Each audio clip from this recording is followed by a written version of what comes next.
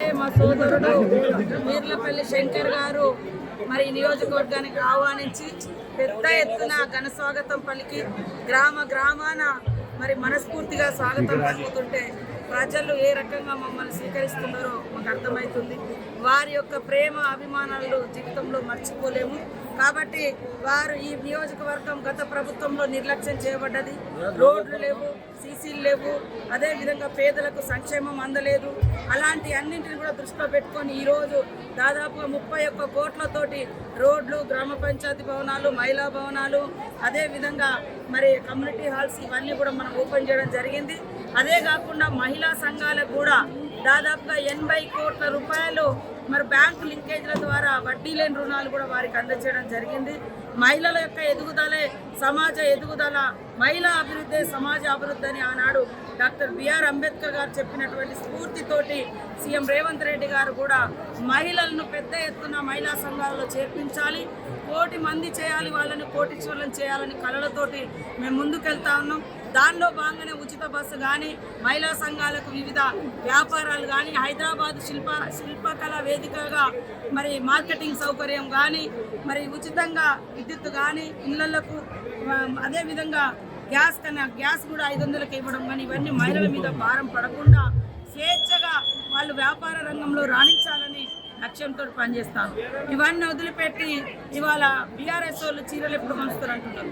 అయ్యా, ఏడాదిలో మీరు ఒక చీర పంచి, కానీ మేము రోజు వాళ్ళు ఎప్పుడైనా ఏ అవసరంకైనా వెళ్ళిపోతే ఉచితంగా బస్సు ప్రయాణం నడుస్తుంది. మీరు ఈరోజు 100 ఎకరాల ఫామ్ హౌస్లలో కూడా ఫ్రీ కరెంటు పెట్టుకున్నారు, కానీ పేదింటి బిడ్డలకు ఉచితంగా 100 యూనిట్లు కూడా మీరు కరెంట్ ఇవ్వలేదు. ఇవాళ మేము ఉచితంగా కరెంట్ ఇస్తూ ఉన్నాం. ఆ రోజు మేము 500 ఉన్న గ్యాస్ మీరు వచ్చిన తర్వాత 1200 పెంచి వాళ్ళ దగ్గర 700 అదనంగా గుంజారు, కానీ ఈరోజు 500కే గ్యాస్ ఇస్తున్నాం. ఇవన్నీ చూసి తట్టుకోలేక ఇవాళ రైతు భరోసా కూడా ఇస్తూ ఉంటే పేదోళ్ళకు పోతుంది. రైతు భరోసా కాకుండా పట్టాలు చేసుకున్నారు. ఈడ సాగులో ఉన్న వాళ్ళకే పట్టాలు లేవు. అలాంటి వాళ్ళకి అసలు పంట పండించే కష్టపడే రైతన్నకు రైతు భరోసా, రైతు బంధు ఇవ్వలేము. మీరు కేవలం మరి రోడ్ల మీద కూడా ఇచ్చుకున్నారు. అట్లా 22,000 కోట్లు అది ఎవరి సొమ్ము? పబ్లిక్ సొమ్ము. నీకు ఇష్టం వచ్చినట్టు పంచుకోవడానికి నీ ఇంట్లో సొమ్మ, నీ ఫామ్ హౌస్ సొమ్మ? అర్థం చేసుకోవాలి. అడగాలి ఇక్కడటువంటి యువత కూడా, రాష్ట్ర మహిళలు కానీ యువకులు కానీ అందరికీ ఇవ్వరంటే ఆయన ఆల్రెడీ 1000 ఎకరాలను ఆసానికి కూడా రైతు బంధు ఇవ్వంటే ఎట్లా నడుతుంది ఇది? మరి అసలు లేని పరిస్థితి ఏం కావాలి? ఇది ఎవరి డబ్బు? పబ్లిక్ డబ్బు. కాబట్టి ఫస్ట్ వెల్ఫేర్ అంటేనే పేదోళ్ళకు ఫస్ట్ చెందాలి, తర్వాత మిగతా ప్రజానికాన్ని చెందాలి. అట్లా కాకుండా గత ప్రభుత్వం పేదోళ్ళని పూర్తిగా నిర్లక్ష్యం చేసింది. అందుకనే కష్టపడే రైతన్నకు, పంట పండించే పొలాలకు అవి రైతు బంధు ఇవ్వాలంటే దాన్ని తట్టుకోలేకపోతున్నారు. కాబట్టి ఈరోజు రైతు భరోసా కానీ, రేషన్ కార్డులు కానీ, ఇందిరమ్మ ఇండ్లు కానీ ఇవన్నీ కూడా పేదల సంక్షేమాన్ని దృష్టిలో పెట్టుకొని తీసుకొచ్చిన స్కీమ్స్. డైరెక్ట్గా పేదలకు ఫస్ట్ న్యాయం జరుగుతుంది. ఇవాళ ఒక దిక్కు అంతరాలు పెరుగుతున్నాయి సమాజంలో.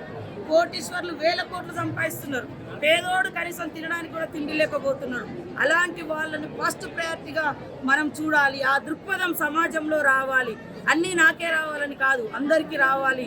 పేదోళ్ళకు ఫస్ట్ కడుపు నిండాలి అనేటువంటి లక్ష్యంతో ఈ ప్రభుత్వం పనిచేస్తుంది. దీవించాలి అని ఈ సందర్భంగా ప్రజానికాన్ని కోరుకుంటూ అందరికీ నమస్కారం.